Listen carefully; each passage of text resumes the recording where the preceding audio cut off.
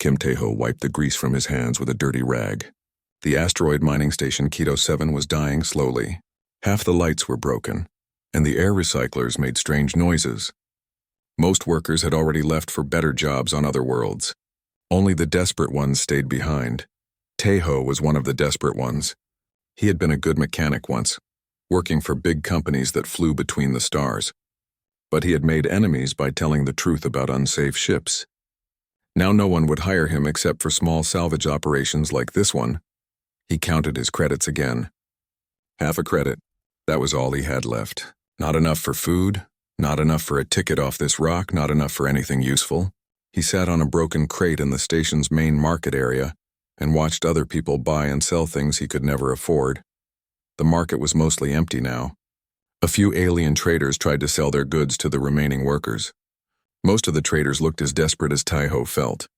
One of them caught his attention. She was an Altarian with blue-green skin and large dark eyes. Her name was Yoon Dami, according to the sign above her small stall. She had spread various machine parts and tools on a dirty table. Everything looked old and used. She kept looking over her shoulder like she was afraid someone might find her. Taeho walked over to her stall. He had no money to buy anything, but looking at tools made him feel better.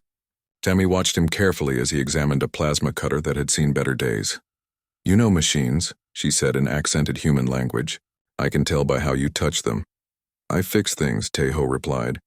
"Or I used to." Dami nodded. "Times are hard for everyone. I need to sell everything today. My creditors will find me soon." "What kind of trouble are you in?" Taeho asked. "The expensive kind," Dami said with a bitter laugh. "I borrowed money to buy cargo for trade routes. But the routes got closed by Federation patrols. Now I owe more than I can ever pay." Taeho understood that feeling. He looked at the items on her table again. Most of it was junk, but his trained eye spotted a few useful pieces. Not that it mattered with only half a credit in his pocket. "There is one more thing," Dami said quietly. She looked around to make sure no one was listening. "Come with me." She led him through the market to a side corridor that went to the station's docking bays. The area was dark and smelled like engine fuel. Dami stopped in front of a small airlock door. "Bay 7, she said. "I have a ship in there. Small one-pilot craft. It needs work, but maybe someone like you could fix it."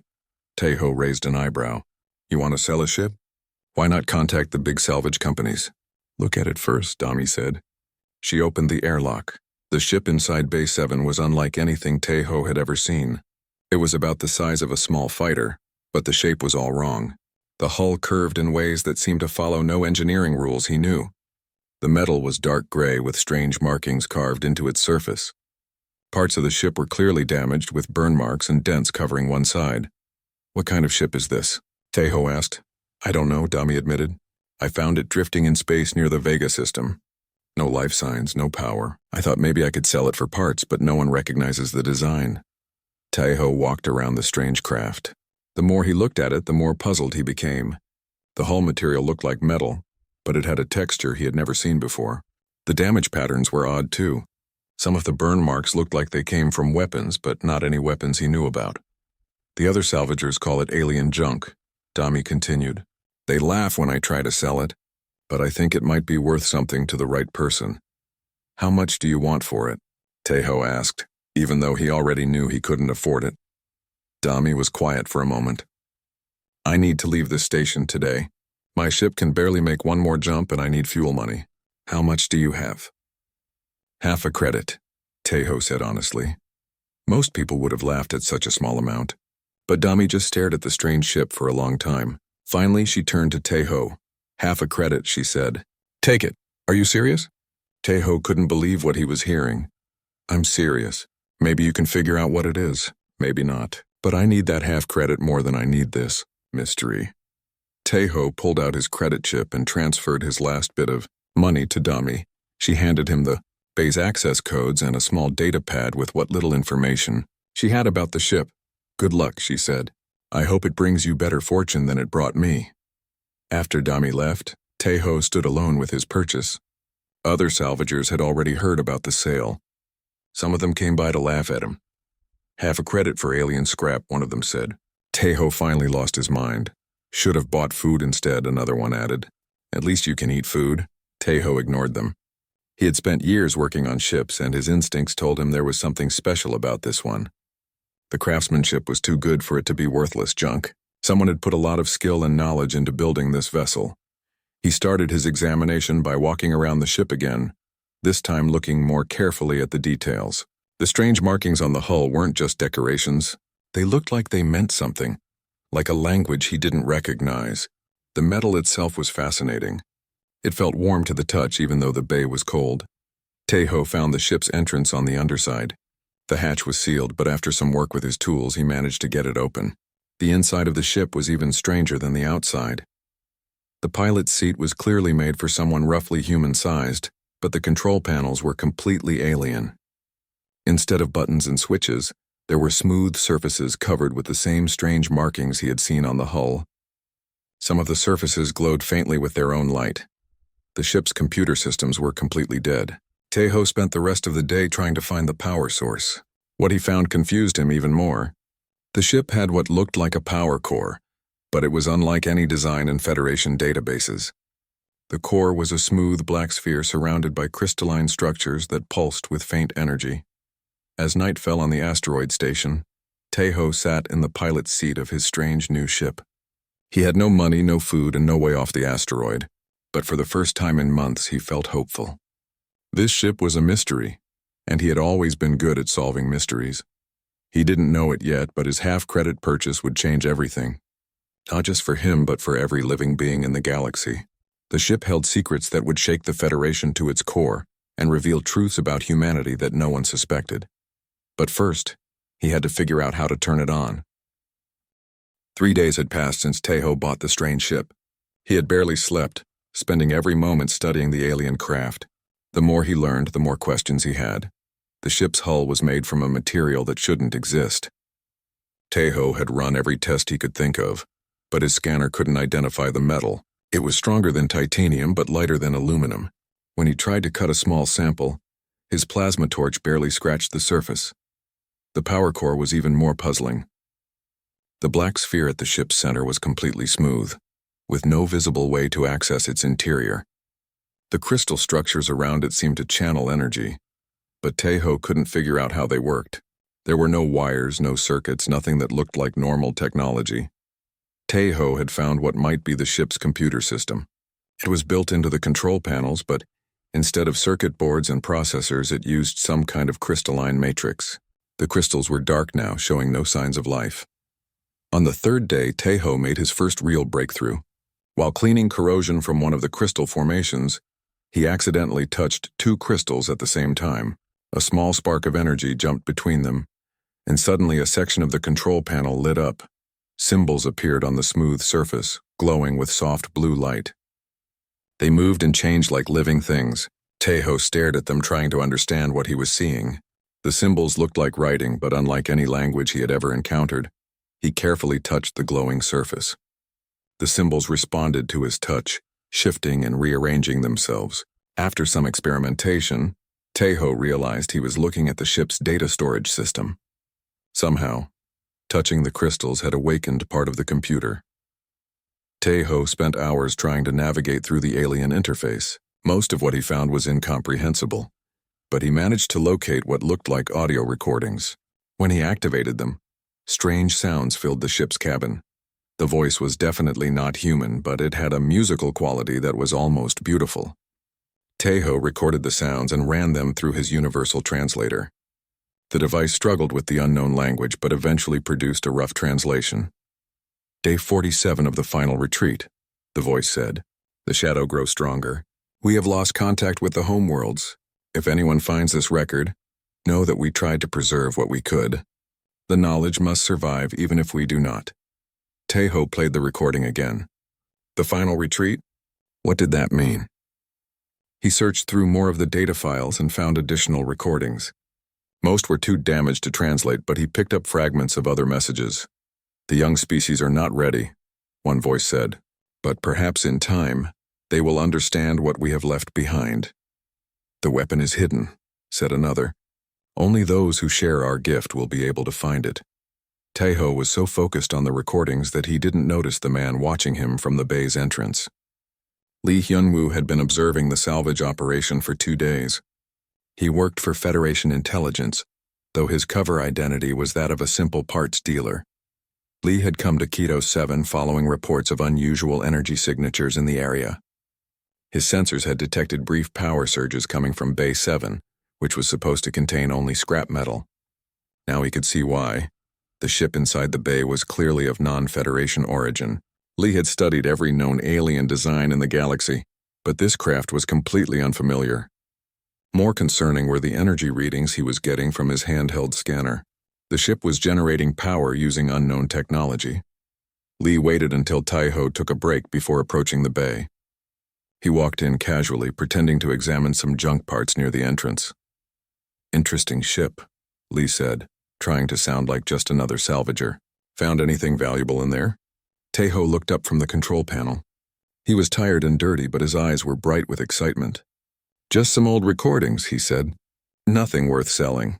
Lee nodded and moved closer. His scanner was picking up incredible energy readings from the ship's core. Whatever was powering this vessel was far beyond current Federation technology. "Mind if I take a look?" Lee asked. "I deal in exotic parts. Might be able to make you an offer." Before Taiho could answer, something incredible happened. The ship's power core suddenly flared to life. The black sphere began to glow with internal light, and energy coursed through the crystal formations around it. The entire control panel lit up like a star. Both men stepped back as the ship hummed with power.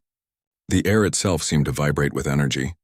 Then just as suddenly as it had started, the power surge ended. The ship went dark again, leaving only the faint glow from a few control surfaces. "What the hell was that?" Lee whispered. Taiho was staring at the ship in amazement. "I don't know. It's never done that before." But Lee's scanner was going crazy. The energy surge had been detected throughout the station, and probably far beyond it. Whatever had just happened, it would attract attention from across the sector. "Listen," Lee said urgently. "You need to be careful with that thing. Strange ships can bring strange visitors." "What do you mean?" Taiho asked. Lee was about to answer when alarms began sounding throughout the station. The emergency communication system crackled to life. "All personnel to emergency stations," the station commander's voice announced. "We have unknown contacts approaching. Multiple ships, unidentified design." Through the bay's small window, Taiho could see lights moving in space. Ships were indeed approaching Keto 7, but they looked wrong somehow. The vessels were too dark, too angular. They didn't match any Federation design he knew. "We need to get out of here," Lee said. "Those ships aren't here for a social visit." "Who are you really?" Taiho demanded. "You're not just a parts dealer," Lee made a quick decision. "Federation intelligence," he admitted. "I came here following energy signatures. That ship of yours just broadcast a signal that could be detected from light years away." Taiho looked at his strange vessel with new understanding. The power surge hadn't been random. The ship had been trying to communicate with something, and now that something was coming to find it. More alarms sounded as the unknown ships entered weapons range. The station's few defensive guns powered up, but everyone knew they wouldn't be enough against a real attack force. "Can you get this thing working?" Lee asked, pointing at Taiho's ship. "I don't know," Taiho said honestly. "The power systems are completely alien. I barely understand how to turn on the lights." The station shook as the first energy blast hit its outer hull. Through the communication system, they could hear panicked voices reporting damage to multiple sections. "Try," Lee said grimly, "because I don't think those ships are here to negotiate." Taiho ran to the ship's control panel and began touching the glowing surfaces randomly. He had no idea what he was doing, but maybe desperation would succeed where careful study had failed. The ship responded to his frantic touches. Systems came online one by one, filling the cabin with alien displays and strange harmonic sounds. The power core began to glow again, brighter this time. "That's it," Lee said. "Whatever you're doing, keep doing it." But as the ship's systems awakened, Taiho realized something terrifying. The craft wasn't just powering up randomly. It was responding to his touch in ways that seemed almost intelligent, as if it recognized him somehow. The station shook again, more violently this time. Whatever was attacking them, it was getting closer. And Taiho's mysterious ship was the reason they had come. The station's hull groaned under another barrage of enemy fire. Taiho's hands moved across the alien control surfaces, not really knowing what he was doing, but somehow understanding the ship's responses. Each touch brought more systems online. "Hurry up," Lee shouted over the sound of alarms. Whatever's out there just took out the main power grid. Suddenly, the ship's central display activated with a flash of blue light. A figure appeared above the control panel, translucent and shimmering like a hologram. It was clearly female, with features that looked almost human, but not quite right. Her eyes were too large, her face too angular. "Finally," the figure said in perfect human language. "I was beginning to think no one would ever wake me up." Tae-ho stepped back in shock. "Who are you?" "My name is Park So-jin," the figure replied, "though that is not the name I was born with. I am the last pilot of this vessel and its guardian." Lee moved closer, his weapon drawn but not aimed at the hologram. "You're an AI?" "Not exactly," So-jin said. "I was once living like you. But when my body died, my consciousness was preserved in the ship's memory core. I have been waiting here for someone who could awaken the ancient systems." The station shook again, and sparks flew from damaged circuits in the bay walls. Through the small window, they could see the attacking ships moving closer. The vessels were long and dark, with hulls that seemed to absorb light rather than reflect it. "What are those things?" Tae-ho asked, pointing at the enemy ships. So-jin's expression grew grim. "Scouts of the Shadow. They have found us at last." "The Shadow," Lee repeated. "The entity that destroyed my people," So-jin explained. "We called ourselves the Architects. We built wonders across the galaxy, explored the deepest mysteries of space and time, but our curiosity led us to awaken something that should have remained sleeping." She gestured, and the ship's display showed images of incredible cities floating in space, massive structures that dwarfed entire star systems. Then the images changed to show those same wonders burning and crumbling. "The Shadow comes from the galactic core," So-jin continued. "It is older than any civilization we know. For millions of years it slept in the darkness between stars. But when we probed too deeply into space-time itself, we disturbed its rest." "What does it want?" Tae-ho asked. "To consume," So-jin said simply. "It feeds on organized energy, on life itself. It sees the growth of younger civilizations as a threat to its dominion. Your Federation's expansion has awakened it once again." The bay's lights flickered as another explosion shook the station. Lee was monitoring his communications device, listening to the increasingly desperate reports from the station's defenders. "The defensive grid is down," he reported. "Those ships are moving to dock with the station." "We have to get out of here," Tae-ho said. "Can this ship fly?" "Yes," So-jin replied. "But first you must understand what you have awakened. This vessel is more than just a ship. It is a key to our greatest secret." The hologram gestured again and new images appeared. They showed star charts and technical diagrams that hurt to look at directly. The symbols and equations were too complex for human minds to process. "We architects developed technology that could manipulate space-time itself," So-jin explained. "We built weapons capable of destroying the Shadow, but we never got the chance to use them. The attack came too quickly." "Where are these weapons?" Lee asked. "Hidden," So-jin said. "Scattered across the galaxy in facilities that only architect technology can locate and activate. The ship contains the coordinates to the nearest cache." Tae-ho felt overwhelmed by the scope of what he was hearing. "Why are you telling us this? What makes you think we can succeed where your people failed?" So-jin turned to look directly at him, her large eyes studying his face intently. "Because you are not as different from us as you think." Before anyone could ask what she meant, the ship's sensors detected something alarming. The Shadow Scouts had broken through the station's hull and were moving through the corridors. But these weren't living creatures in environmental suits. The scanner showed only moving darkness like living shadows pouring through the station's passages. "They are searching for this ship," So-jin said urgently. "We must leave immediately." "I don't know how to pilot this thing," Tae-ho protested. "You know more than you realize," So-jin replied. "Touch the flight controls." Tae-ho hesitated, then placed his hands on the surfaces she indicated. Immediately, he felt a strange sensation, as if information was flowing directly into his brain. Suddenly, he understood the ship's systems in a way that should have been impossible. "How is this happening?" he whispered. "Your species has a gift," So-jin said as the ship's engines came to life. "A compatibility with our technology that we never expected to find. In some ways, you are more like us than any other race we encountered." The ship rose smoothly from the bay floor.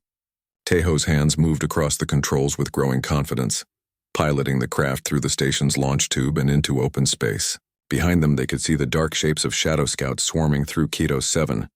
"Where are we going?" Lee asked.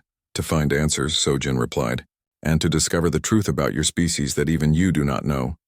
As they accelerated away from the doomed station, Tae-ho noticed something strange in the ship's rear sensors. The shadow scouts weren't following them. Instead, they seemed to be studying the station, searching for something. "What are they looking for?" he asked. "Evidence," Sojin said quietly. "They want to understand how humans can interface with architect technology. Because if they learn that secret, they can use it against your entire species." The implications of her words sent a chill through both men. Whatever the connection between humans and the architects, it was something the Shadow considered a threat. That could only mean one thing. Humanity had the potential to become as powerful as the legendary architects themselves. "There's something else," Sojin added as they entered hyperspace.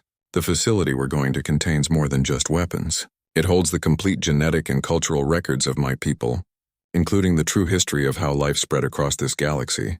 "What do you mean?" Tae-ho asked. Sojin was quiet for a moment, as if deciding how much to reveal. "The architects did not simply explore the galaxy," she finally said. "We seeded it with life. We guided the development of younger species, hoping they would grow to replace us if we ever fell." She paused, her translucent form flickering slightly. "What I discovered in those records just before my people were destroyed will change everything you think you know about your own origins." The ship hurtled through hyperspace toward the hidden architect facility, carrying with it the key to secrets that would shake the foundations of galactic civilization, and at the helm sat a human mechanic who was about to learn that his species' destiny was far greater than anyone had ever imagined. The hyperspace journey took 6 hours. During that time, Sojin taught Tae-ho more about the ship's systems. The learning process was unlike anything he had ever experienced. Instead of studying manuals or watching demonstrations, knowledge seemed to flow directly into his mind when he touched certain control surfaces. "This shouldn't be possible," Lee said, watching Tae-ho navigate complex star charts that would have taken Federation pilots years to master. "Humans can't interface directly with alien technology. As I said before, you are not as alien to us as you think," Sojin replied. "But the full explanation must wait until we reach the facility." When they dropped out of hyperspace, they found themselves in a system with 3 dead worlds orbiting a dying red star. The planets showed signs of ancient bombardment, their surfaces scarred by weapons that had turned continents to glass. "Another architect world?" Tae-ho asked. "One of the last to fall," Sojin confirmed. "The facility is hidden in the asteroid field beyond the 3rd planet." As they approached the coordinates, Tae-ho's sensors detected massive energy signatures. A Federation battle group was already in the system, surrounding something in the asteroid field. "Admiral Choi Min-ho's fleet," Lee identified, reading the ship signatures. 3 heavy cruisers and a carrier. They must have been tracking our hyperspace signature. On the communication screen, a stern-faced man in a Federation uniform appeared. Admiral Choi had the bearing of a career military officer, his gray hair perfectly trimmed and his expression hard. "Agent Lee," the Admiral said. "Report your status immediately." Lee looked at Tae-ho and Sojin, then made a decision. "Admiral, I'm aboard an architect vessel. The situation is more complex than our initial reports indicated." "Architect?"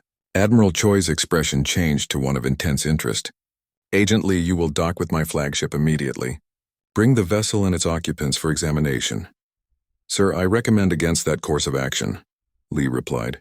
"This ship contains information vital to galactic security. The shadow entity is real, and it's already moving against Federation space." "The shadow is a myth, Agent Lee. What's real is the advanced technology you've discovered. The Federation Science Council has been looking for architect artifacts for decades." Tae-ho cut the communication before Lee could respond. "We're not going with them," he said firmly. "They have 3 cruisers," Lee pointed out. "This ship is fast, but it's not a warship." "Actually," Sojin said with a slight smile, "you might be surprised." She guided Tae-ho's hands to new control surfaces. The ship's configuration began to change, hull panels sliding apart to reveal weapon systems that hadn't been visible before. Energy readings spiked as ancient defensive systems came online. "The architects built their ships to last," Sojin explained, "and to fight when necessary. Admiral Choi's fleet was already moving to intercept them. The Federation ships formed a containment pattern, trying to box in the smaller architect vessel. Tejo could see the weapons charging on the heavy cruisers. "This is your final warning." Admiral Choi's voice came over the communication system. "Surrender the vessel or we will open fire." "Can we outrun them?" Tejo asked. "Not in normal space," Sojin replied. "But we don't need to outrun them. We need to reach the facility." She showed him a new section of the control panel. When Tejo touched it, the ship seemed to phase slightly, its outline becoming less solid. The Federation sensors immediately lost their lock. "Phase shift technology," Sojin explained. "The architects developed it to avoid detection by the Shadow Scouts." The ship slipped through the Federation containment like a ghost, reappearing only when it was already past their lines. Admiral Choi's ships turned to pursue, but the architect vessel was already approaching the asteroid field. "Target acquired," came a voice from the flagship. "Firing now." The Federation ships opened fire with their main batteries. Energy beams that could have destroyed a small moon lanced through space toward the fleeing vessel. But the shots passed right through it, the phase shift technology making the ship incorporeal at the crucial moment. "Impossible," Admiral Choi muttered over the open channel. The ship materialized again inside the asteroid field, where it began following a complex course between the floating rocks. Tejo's hands moved across the controls with growing confidence, piloting the craft as if he had been flying it for years. "There," Sojin said, pointing to what looked like just another asteroid. "The entrance will open when we transmit the correct identification code." The asteroid's surface split apart, revealing a hidden docking bay large enough for ships 10 times their size. They slipped inside just as the Federation vessels reached the asteroid field's edge. "They won't be able to follow us in here," Sojin said. "The facility's defenses are still active." As they docked inside the hidden base, Tejo could see the incredible scope of the architect facility. The asteroid was hollow, filled with structures that defied easy description. Towers and walkways connected floating platforms in a 3-dimensional maze of ancient technology. "My people built this as a research station," Sojin explained as they walked through corridors lit by panels that had been glowing for millions of years. "It contains our most important discoveries about the nature of life in the galaxy." They entered a vast chamber filled with crystalline structures similar to those in the ship. But these were enormous towering columns that pulsed with their own inner light. The air hummed with barely contained energy. "The genetic archive," Sojin said. "Every species the architects encountered, cataloged and studied, including the complete records of our seeding projects." "Seeding projects?" Lee asked. Sojin led them to a central console. When Tejo touched it, holographic displays filled the air around them. Star charts showed the spread of life across the galaxy, with lines connecting different worlds and species. "The architects didn't just explore," Sojin explained. "We guided evolution itself. When we found worlds with primitive life, we helped that life develop. We planted the seeds that would grow into spacefaring civilizations." The displays showed world after world, species after species. The scope was staggering. The architects had influenced the development of life across thousands of systems. "Your own species was one of our projects," Sojin continued. "Earth was seeded with genetic material that would eventually produce humans capable of using architect technology." Tejo stared at the displays showing Earth's ancient history. "You're saying humans were created by the architects?" "Not created," Sojin corrected. "Guided, enhanced. Your species developed naturally, but with certain genetic modifications that would activate under the right conditions." "What conditions?" Lee asked. Before Sojin could answer, alarms began sounding throughout the facility. The screen showed new contacts approaching the asteroid field. But these weren't Federation ships. The Shadow Scouts had found them. Dozens of the dark vessels were emerging from hyperspace, their hulls absorbing light and sensor beams alike. They moved through the asteroid field like living things, phasing through solid rock as if it didn't exist. "They followed the energy signature from our arrival," Sojin said urgently. "The facility's defenses can hold them for a while, but not forever." "What about the weapons you mentioned?" Tejo asked. "The ones that can destroy the shadow?" "In the lower levels," Sojin replied. "But you're not ready to use them yet.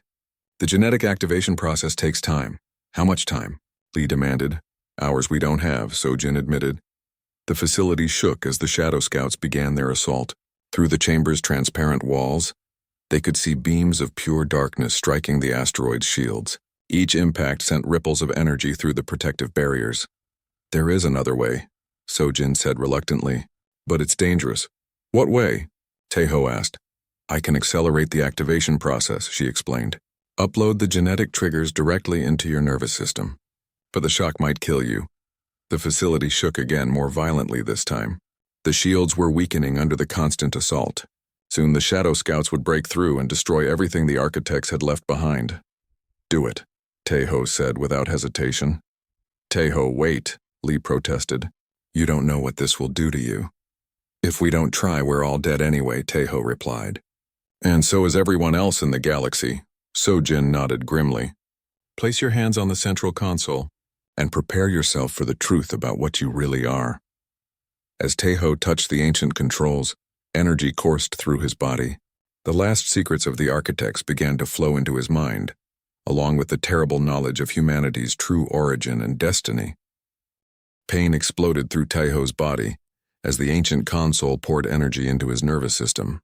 But along with the pain came knowledge, flooding his mind with information that changed everything he thought he knew about the universe. He saw the truth about the architects, about humanity, about the galaxy itself. The revelations were so shocking that his mind almost rejected them. But as the genetic activation process continued, his brain began to change, adapting to process the incredible data flow. "The architects," he whispered, his voice changed by the energy coursing through him. "We are the architects." Lee stared at his companion in alarm. Taeho's eyes now glowed with the same blue light as the ship's controls. When he moved, there was a new grace to his actions, as if he understood his body in ways he never had before. "What do you mean?" Lee demanded. Sojin's holographic form flickered as the facility's shields took another massive hit from the Shadow Scouts. "The final truth," she said sadly. "The architects didn't just seed other worlds with life. When we realized the shadow would destroy us, we seeded our own genetic heritage across the galaxy." The displays around them showed new images, architect scientists working with genetic material, sending it to distant worlds, hiding their legacy in the DNA of primitive species. "Humans aren't just compatible with architect technology," Sojin continued. "They are architects. The genetic lineage, preserved and evolved over millions of years." Taeho straightened, his transformation nearly complete. When he spoke again, his voice carried new authority. "We hid ourselves among the younger species," he said, the words coming from genetic memory. "We gave up our advanced civilization, scattered ourselves across the galaxy as primitives, hoping that someday our descendants would rediscover their heritage." "That's impossible," Lee protested. "Humans evolved on Earth. We have fossil records going back millions of years." "Fossil records that were carefully planted," Taeho replied. "Evolution that was guided by genetic triggers hidden in your DNA. Every human carries the architect legacy, but only direct contact with our technology can awaken it." The facility shook again as the Shadow Scouts pressed their attack. Warning lights flashed as the outer barriers began to fail. They had minutes before the ancient defenses would collapse completely. "We have to get to the weapons cache," Sojin urged. "Only an awakened architect can activate them." They raced through the facility's corridors as explosions echoed behind them. The Shadow Scouts had broken through the first defensive layer and were pouring into the asteroid's outer sections. Taeho could sense them through his enhanced awareness, dark presences that consumed light and life wherever they went. The weapons cache was in the facility's deepest level, behind barriers that had protected it for millions of years. When they reached the final chamber, Taeho placed his transformed hands on the access controls. The massive doors slid open, revealing wonders that took their breath away. The chamber contained weapons that looked more like works of art than instruments of war. Crystalline devices that hummed with contained energy, sleek ships that seemed to be made of pure light, and at the center of it all, a sphere of impossible complexity that hurt to look at directly. "The reality engine," Sojin whispered. "Our greatest creation. It doesn't just destroy the shadow, it can reshape space-time itself." "How do we use it?" Taeho asked, his enhanced mind already beginning to understand the device's principles. "Carefully," Sojin replied. "The engine draws its power from the quantum vacuum itself. Used incorrectly, it could unravel the fabric of reality." Before they could study the weapon further, the facility's main defenses finally failed. Shadow scouts poured into the chamber, their dark forms absorbing the light from the ancient weapons. Where they passed, the very air seemed to die.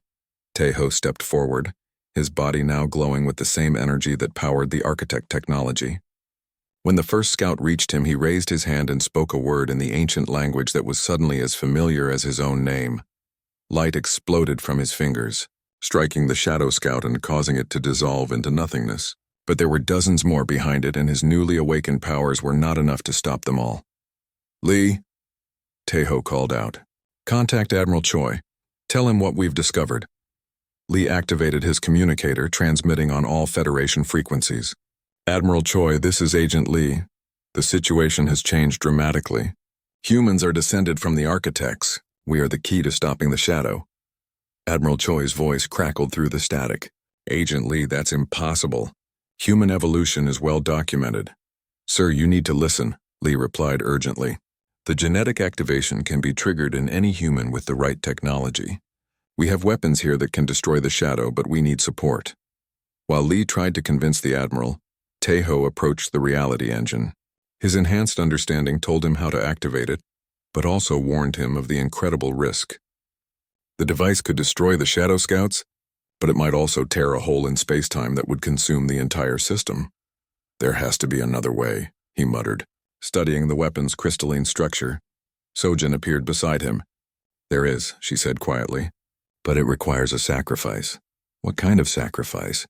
"The engine needs a consciousness to guide it," she explained.